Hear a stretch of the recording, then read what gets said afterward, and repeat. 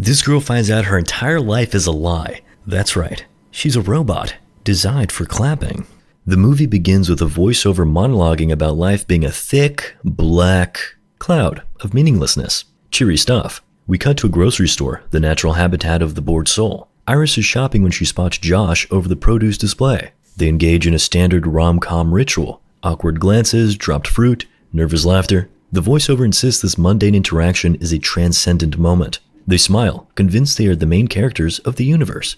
Fast forward a bit and they're a couple. Iris wakes up in a moving car. She tells Josh she dreamed about their grocery store meeting, because apparently her subconscious lacks imagination. The GPS gives up on the concept of roads, leading them down a driveway long enough to hide a body. They arrive at a modern mansion in the woods. Josh is thrilled by the architecture. Iris carries the heavy luggage like a slave, looking at the ominous trees with appropriate suspicion.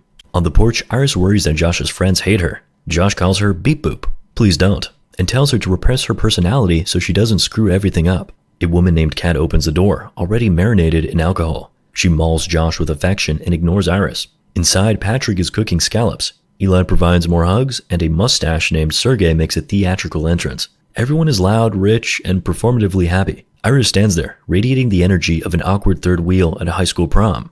Josh dumps Iris in a guest room. She unpacks and takes a shower, where she stares blankly, then wipes the mirror to practice smiling, like a malfunctioning robot trying to pass the Turing test. At dinner, the group eats fancy food while Iris mentally screams at herself to look happy. Patrick tells a story about meeting Eli in a dinosaur costume. The group laughs. It's a warm human moment, and I hate it. Dinner becomes a competitive sport regarding who is the most in love. Eli describes meeting Patrick as feeling a click, which sounds less like romance and more like a firearm safety disengaging. We endure a soft-focus flashback where Iris and Josh bond over produce. Yeah, we don't need to see that again. Back in the present, Sergey gloats about being a kept man, while Josh looks physically pained by the affection of Iris. Hard cut to the kitchen where the men perform domestic labor, while Kat and Iris sit on a couch and weaponize alcohol against each other. Kat starts poking holes in Iris' relationship, because nothing says vacation like aggressive psychoanalysis. The alcohol does its job, and Kat admits she hates the idea of Iris replacing her. Iris counters by praising Kat's bravery and admitting her own personality is currently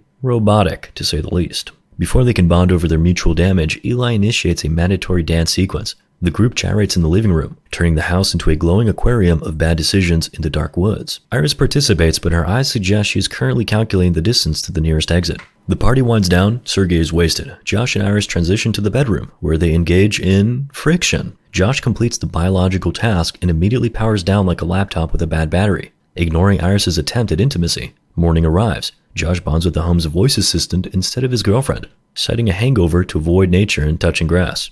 Josh exiles Iris to the outdoors so he can interface with a mysterious USB drive in private. He's clearly up to something, or perhaps just downloading movies. He's just like me for real. Iris wanders down to the lake in a pink outfit, looking like a sim whose user has gone AFK. There she finds Sergey, who is winning the morning by drinking vodka in a bathrobe. He toasts to love. Iris realizes she is sober and alone with a chaotic Russian man, so she executes a tactical retreat. Sergey convinces Iris to skip the hike and rub sunscreen on his back. This immediately stops being a spa day when he grabs her and claims Kat signed a permission slip for his perversion. He informs her that she's an object designed for his use. Hard cut. The brunch crew is enjoying mimosas until Iris walks in wearing most of Sergey's blood and carrying a knife. The vibe pivots instantly from awkward flirtation to felony murder.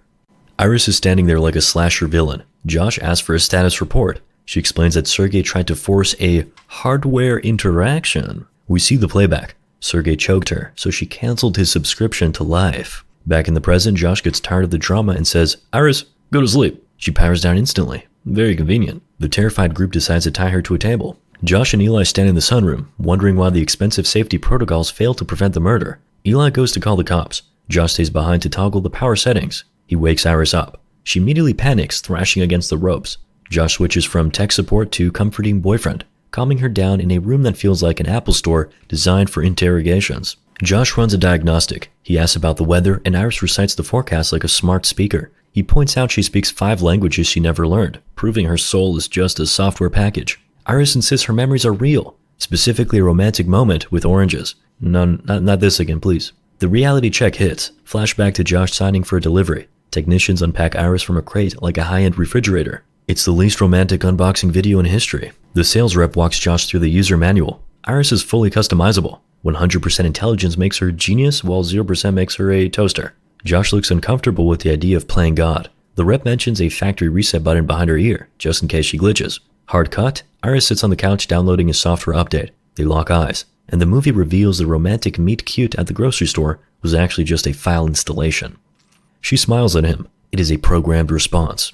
Time jump to the very bad vibe that we're in. Iris is covered in blood and crying, claiming she feels complex emotions like guilt. Josh, ever the romantic, explains that her tears are literally wiper fluid from a reservoir. He breaks the news that she is just code. Iris has an existential crisis and begs to stay with him anyway. Josh processes this request by blindfolding her and tying her to a chair in the dark.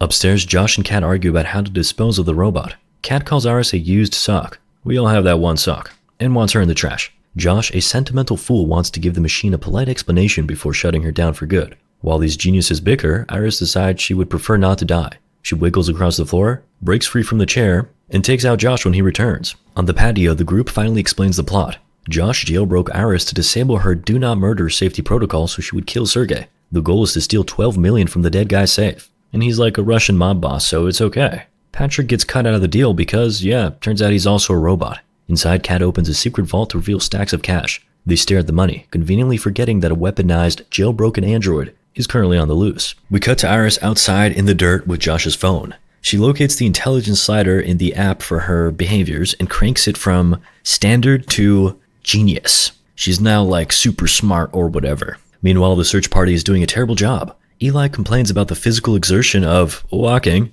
and suggests a pincer attack, which is military speak for wandering aimlessly. Iris, now a super genius, stands by the road covered in arterial spray and attempts to hitchhike.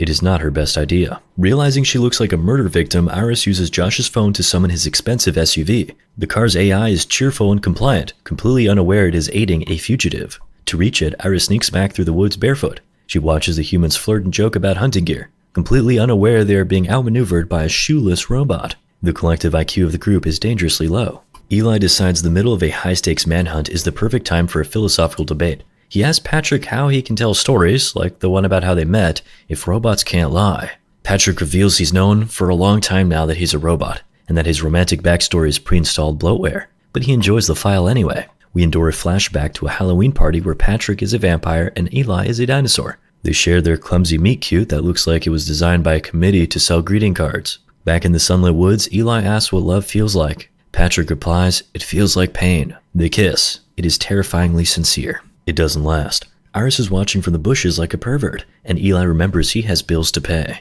He apologizes for the inconvenience while shooting at her. They tumble down a hill in a clumsy heap, wrestling for the gun until Eli loses the argument by taking a bullet to the back.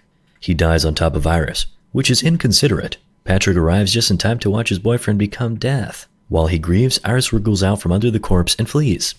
Iris realizes her vision of taking Josh's car. The car, being a narc, refuses to drive because she doesn't sound like the owner. Darn, she didn't think about that. Josh is outside screaming and clawing at the door like a raccoon. Iris grabs a control tablet, tweaks the audio settings, and mimics Josh's voice. The car is stupid enough to buy it. She peels out, nearly turning Josh into a hood ornament as she escapes down the driveway. Josh weaponizes customer service, calling the manufacturer to report the car stolen. The vehicle obeys, pulling over in the middle of the woods and locking the doors. It is now a very expensive prison cell. Josh pipes in through the speakers, calling her beep boop once more and offering a deal. Come home and they'll frame Patrick for the murder. He claims he still loves her. Iris is trapped in a glass box listening to a podcast hosted by a sociopath. She hangs up, and Josh decides Patrick is grieving too much and working too little. He initiates a forced factory reset, jailbreaking Patrick's software to remove those pesky safety protocols. He dials the aggression up to maximum and programs a new objective: find Iris. Patrick's eyes glow blue, signaling he is now a Terminator. To seal the deal, Josh overwrites Patrick's romantic memories of Eli,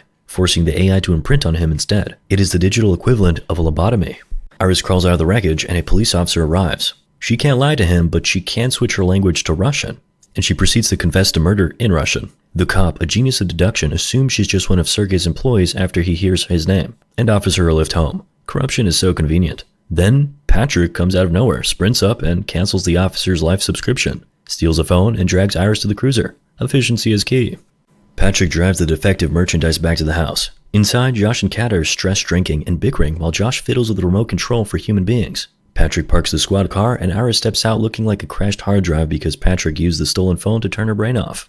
Kat raids the safe and drops the punchline. Yeah, it turns out Sergey wasn't a mob boss. He was a sod farmer. He got rich on lawn care, not crime. Josh throws a tantrum about how women always use him. Kat pecks to leave, but Patrick is standing there, bloody and waiting. Josh says stop her, and Patrick, deletes her from the narrative. I'm not sure that's what Josh intended, but we'll go with it. Fast forward a bit, and Patrick cooks a gourmet meal, setting the table with fine china and a silenced revolver. Iris is handcuffed to a chair. Patrick serves Josh, calling him baby, like a brainwashed trad wife. Josh tries to lecture Iris on morality, saying good guys like him get nothing out of life and deserve more. Josh explains that he doesn't have his own girlfriend. In fact, he doesn't even own his own robot girlfriend. She's a rental. Iris responds with verbal violence. She mentions how lame he is and that he has a small, how do I put this? He has a small penis. She reminds him that all this money isn't going to cure his insecurities. Josh, unable to handle the feedback, uses his tablet to drop her IQ to 0. He then forces her to hold her hand over a candle. She stares blankly while her warranty is voided. The horror. Iris's hand turns into a bonfire. Josh watches with the detached interest of a man watching a screensaver. His phone rings. Tech support is inbound. He needs to tidy up. He hands Iris a revolver and orders her to self-terminate. She hesitates, whispers a tragic no, and then is forced to blow her synthetic brains out. Josh closes her eyes, acting devastated about the hardware malfunction he specifically requested. The empathic support team, Sid and Teddy, arrive to collect the scrap metal. Josh sits on the stairs, nursing a fake injury and a lie about Iris getting jealous and deleting herself, and killing everyone else. He introduces Patrick as the deputy, who saved the day, hoping the techs won't notice that he's actually a robot wearing a costume. One tech tries to pair with Iris via Bluetooth, but he gets a connection error. Josh smirks. Then Teddy drops a knowledge bomb. Iris isn't dead. Her head is just the Wi-Fi antenna. Her hard drive and the 4K recording of Josh ordering a murder is safe in her torso. Josh realizes he really should have read the terms of service. Panic sets in. As they load the van, Josh orders Patrick to cancel the witnesses. Patrick murders Sid immediately. Teddy floors the van, realizing the deputy is just an older model with a violence upgrade. In the back, Iris's eyes snap open. System reboot complete. Iris hits 100% charge in the van and yanks the cord. She's fully rebooted and tired of everyone's nonsense. In the woods, Patrick is choking Teddy against a tree. Sensual style. Iris interrupts this bonding moment. Patrick claims she can't hurt him, so Iris switches to psychological warfare. She explains that Josh loves Patrick the way a carpenter loves a hammer. She recites Patrick's own emo poetry about Eli, forcing him to remember he actually loved the guy, whose memory he is now tarnishing. Patrick's denial system crashes. He knows that Iris is incapable of lying. Patrick remembers having genuine human emotions for Eli. It is gross and tragic. Overwhelmed by the realization that he is a pawn in Josh's ego trip, Patrick takes a cattle prod and puts himself out of his misery. Then Iris asks Teddy, the surviving IT support, to remove her parental controls. He complies. Back at the house, Josh is looting the safe. Iris walks in. Josh taps his tablet frantically, but she's offline and angry. She tells him to smile. He does not. Iris holds Josh at gunpoint. She claims the chamber is empty, then fires a warning shot. She proudly announces this was her first lie, a milestone for AI development. But when she tries to finish the job, her unconditional love algorithm interferes. She shakes. Josh takes advantage of the lag, wrestles the gun away, and throws her into the furniture. Suddenly, the Terminator looks a lot like a battered appliance. Josh pins her down and demands she validate his narcissism one last time. She swears at him, then complies. She says she loves him. Satisfied, Josh decides to kill her anyway. He reaches for a weapon, but Iris finds an electric corkscrew. She introduces it to his temple. Josh's brain is violently disassembled. Hard cut to a posh bathroom. Iris is showering off the trauma. She stares at her charred mechanical arm. The universe offers no comfort, just good water pressure. Iris showers, deciding the 2 best days of her life were meeting Josh and killing him. Romantic. She peels the charred skin off her hand to reveal the metal skeleton. Downstairs, she grabs Sergei's cash and ignores Josh's corpse. On the highway, she spots another identical robot and waves her metal claw. The other unit stares blankly. Moral of the story? This AI shit's gonna kill us.